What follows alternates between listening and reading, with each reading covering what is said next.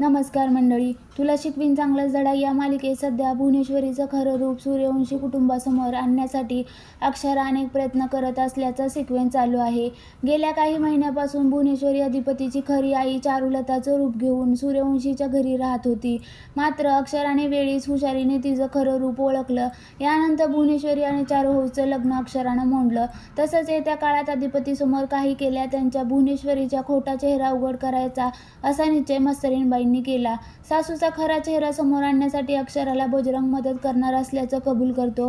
मात्र ऐनवेळी तो पलटी मारतो. यामुळे अक्षरा तोंडावर पडते.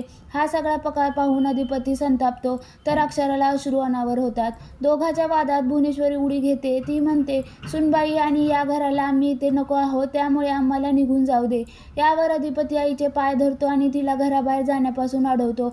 अशातच आता आणखीन एक प्रोमो समोर आला आहे, ज्यात अक्षराला घर सोडावं लागणार का असा प्रश्न समोर आला. या नवीन प्रोमोमध्ये दुर्गेश्वरी भुवनेश्वरीला असं म्हणते की तिने तुमचं लग्न मोडलं आहे, त्यामुळे आता तुम्ही पण तिचं लग्न मोड. तिचं लग्न मोडल्याशिवाय तू गप्प राहू नकोस. यानंतर अधिपती अक्षराला असं म्हणतो की अजून काही काळ आपण एकत्र राहिलो तर एकमेकाचा जीव घेऊ, कुणीतरी गेलं पाहिजे. यावर अक्षरा त्याला मीच घर सोडून जाते असं म्हणते. त्यामुळे आता भुवनेश्वरीचा खरा चेहरा समोर आणण्याच्या प्रयत्नात अक्षराचा संसार मोडतोय की काय असा प्रश्न प्रेक्षकांना पडला आहे.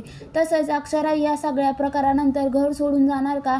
अधिपती अक्षराला अडवणार का? आणि अक्षराने घर सोडल्यावर चारुहाऊस काय भूमिका घेणार याचा उलगडा लवकरच मालिकेत पाहायला मिळणार आहे.